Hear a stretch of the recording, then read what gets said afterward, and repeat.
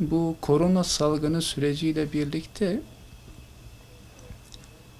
e, tamamen eğitim, öğretim, internet ortamında bilgisayar, tablet ve telefon üzerinden yapılmaya başlandığında bahsettiğimiz bu teknoloji bağımlılığı problemi, tehlikesi çok daha ehemmiyet arz eden bir hale dönüşüverdi. Ailelerin bilgi, beceri, kültür, eğitim seviyelerine göre, imkanlarına göre bu süreci şekillendirme ve bu süreçte teknoloji bağımlılığının oluşmaması için mücadelesinin farklılaşacaktır tabii ki. Eğer bu süreci bilinçli bir şekilde yönetebilirsek, bilakis ben bu süreçten aleyhimize görünen bu süreçten lehimize ciddi anlamda faydalar da devşirebileceğimizi düşünüyorum. Üç başlık altında aleyhimize görünen bu süreçten lehimize ciddi faydalar elde edebileceğimizi düşünüyorum ve bizzatihi bilgim ve tecrübem ışığında bunu elde etmeye de çalışıyorum ve ciddi anlamda da istifade ettiğimizi düşünüyorum ben. Birincisi, ailede kaliteli ve verimli bir yaşam halinin oluşması için gerekli olan aile yaşam düzenini oluşturmamıza vesile kılabiliriz bu süreci.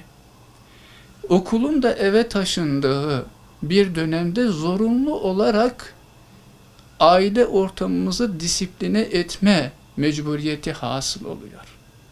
Şimdi bu zorunluluk bizi çocuğun ev ortamında okul yaşamını düzenleme mecburiyetinden yola çıkarak bir bütün olarak aile yaşam düzenimizi oluşturma faydasını elde edebiliriz bundan.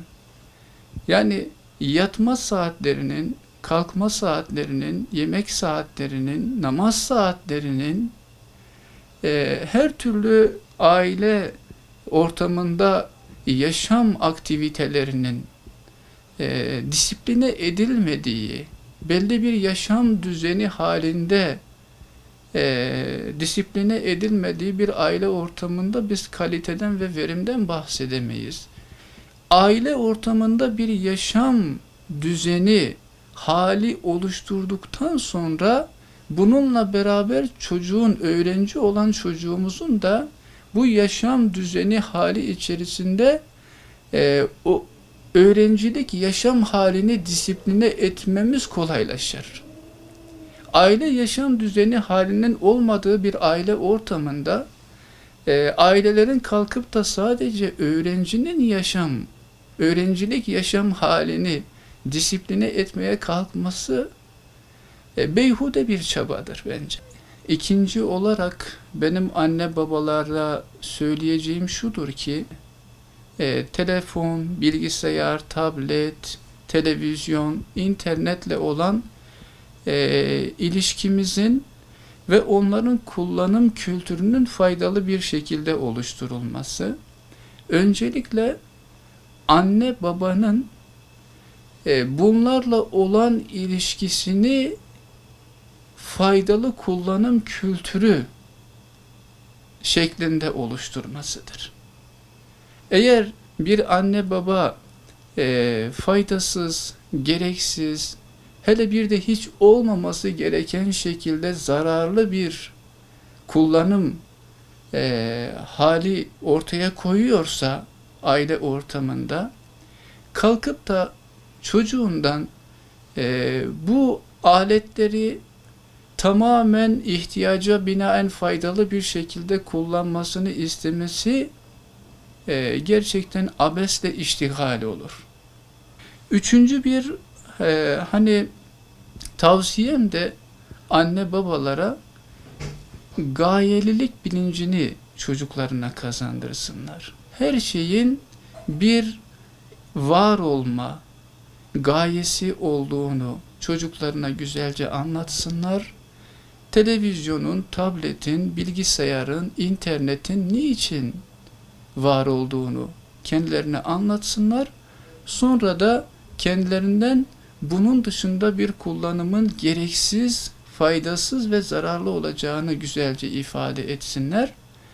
Bu anlamda bir gayelilik bilinci inşallah çocuklara sürekli hayat içerisinde bir amaçlılık bilinci kazandırılırsa, çocuk her zaman için her şeyi gayesine ve amacına uygun bir şekilde kullanma ahlakını ve bilincini kazanır. Hani çocukların internet ve bilgisayar kullanımı esnasında her türlü onun zararından korunması, faydalı bir şekilde onu kullanması için somut bir şekilde nelerin yapılması gerekiyor? Bir tanesi öncelikle çocuğun kullandığı bilgisayar, tablet, telefon, televizyon her neyse istifade ettiği zamanlarda anne babanın çocuğun o esnada kullandığı aletin ekranında ne var onu görebileceği şekilde onu uygun bir yere yerleştirmeleri. Eğer küçük çocuklar varsa, evde küçük çocuklar varsa bu çocuğun ders dinlemesini, çalışmasını zorlaştırabilir. O nedenle uygun bir ortam oluşturup birlikte derse girmesini sağlamak, ders bitim saatini bilip ders bitim saatinde de gidip kendisine bitişine eşlik etmek, sonrasında da çocuğun hissetmeyeceği şekilde çocuğun interneti kullandığı süre içerisinde arama geçmişini bir kontrol etmek gerekiyor. Çocuk sonuçta bu. Hiç beklenmedik, istenmedik bir şekilde görüntüler, linkler belirebiliyor. Çocuk istemeden dokunmuş olabilir. Ciddi anlamda zarar verici şeylere girmiş olabilir. Çocuk sadece öğrenciden ibaret görülmemeli. Öğrencilik vasfının gerektirdiği sorumlulukları yerine getireceği bir zaman dilimi mutlaka disipline edilmeli. Okuldaymış gibi aynen. Ders saati, teneffüs, dinlenme, tekrar ders ne gerekiyorsa. Fakat bunun yanında çocuğun anne babasıyla geçirmesi gereken saatleri, fiziksel, sosyal aktiviteleri, bizzatihi anne babanın da katılımcı olduğu oyunlar olabilmeli. Tabiatla, toprakla buluşturulabilmeli çocuk. Bu şekilde çocuğun bütün yaşam ihtiyaçları da öğrencilikle beraber düşünülüp şekillendirilmelidir, disipline edilmelidir. Bu şekilde yapıldığı takdirde ben çok fazla bir sorunun yaşanacağını düşünmüyorum.